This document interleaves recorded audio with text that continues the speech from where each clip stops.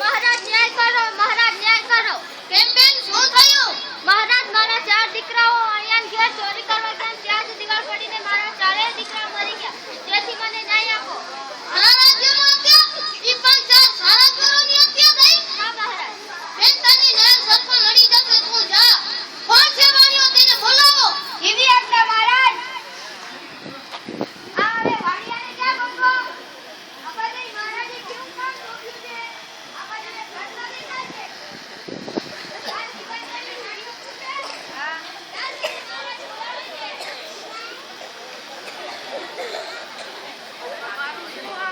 મહારાજને ખબર છે. મહારાજ કી જય હો. શું આજ્ઞા છે મહારાજ? મારા રાજ્યના 4 સારા ચોરો તારી દિવાલ પડી તેમાં દબાઈને મરી ગયા, જેથી તને સજા થશે. ખમ્મા કરો મહારાજ, ખમ્મા કરો. એમાં મારો કઈ જ વાંક નથી. એમાં તો કડિયાએ જ નબળી દીવાલ બનાવી હતી, તૂટી પડી ગઈ. એમ છે, તું જઈ શકે છે. કોણ છે કડીઓ, તેને બોલાવો. એવી આજ્ઞા મહારાજ.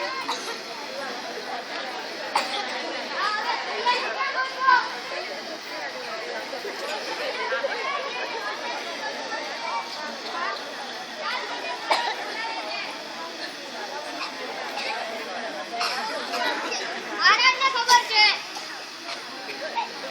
મહારાજ કી જય હો. મહારાજ, શું આજ્ઞા છે? વાણિયાની દિવાલ તે બનાવી હતી? હા મહારાજ.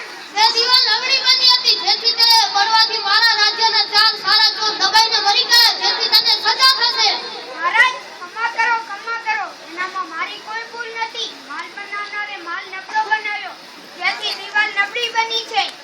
એમ છે, તું જઈ શકે છે. કોણ છે માલ બનાવવા વાળો, તેને બોલાવો. જેવી આજ્ઞા મહારાજ. આ હવે માલ બનાવનારે ક્યાં ગમતો?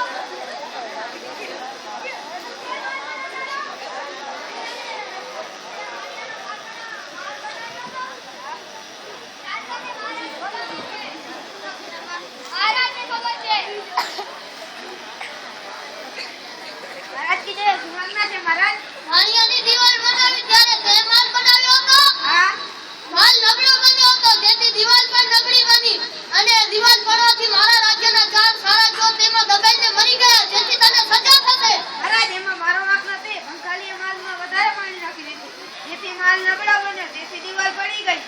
એમ છે, તું જઈ શકે છે. કોણ છે પખાલી, તેને બોલાવો. એવી આજ્ઞા મહારાજ. આ ખાલી આપણે ક્યાં ગમતો?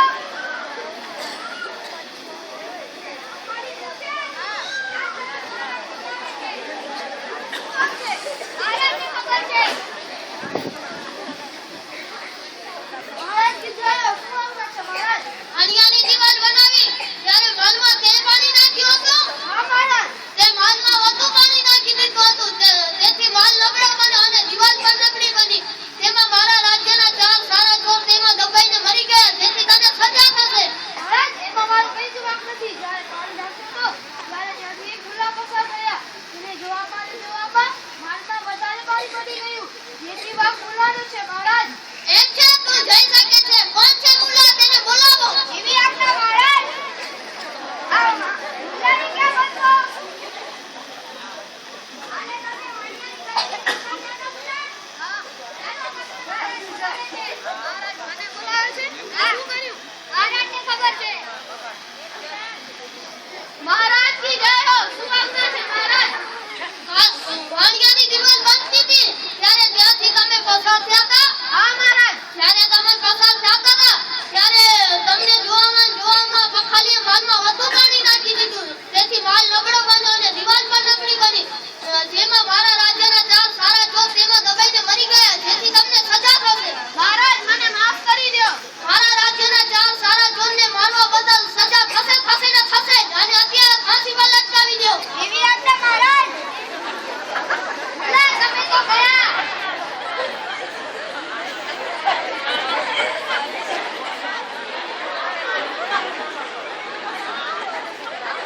મહારાજ, મહારાજ, ફાંસીનો ગાડીઓ બળો છે અને મુલ્લાની ગરદન સાંકડી છે, જેથી તેને ગાડીઓ ફીટ નથી થતો. એમ છે, તો આપણો રાજ્યમાં જે જાડો માણસ હોય તેને ઉઠાવીને લઈ આવો અને ફાંસી પર લટકાવી દો. આપણને એક માણસને તો મારવો જ છે ને આજ. એવી આજ્ઞા મહારાજ. મુલ્લા, તમે જઈ શકો છો. હા, સાસ હું બચી ગયો. આ જાડા માણસને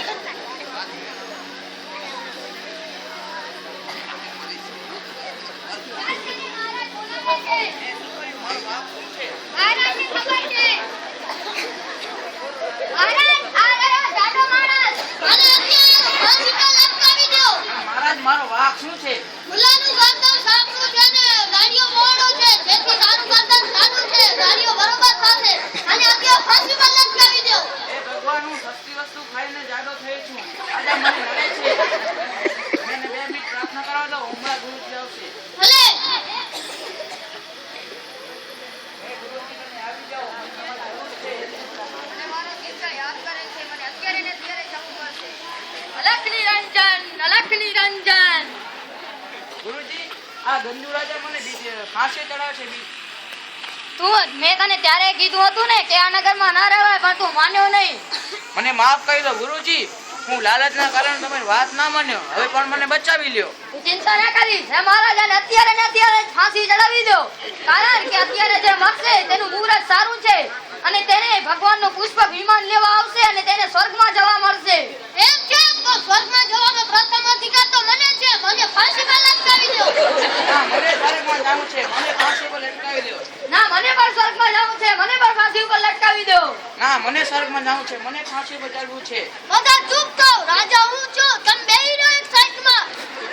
સૈનિક મારી આજ્ઞા છે કે મને અત્યારે ફાંસી પર લટકાવી દો. એવી આજ્ઞા મહારાજ.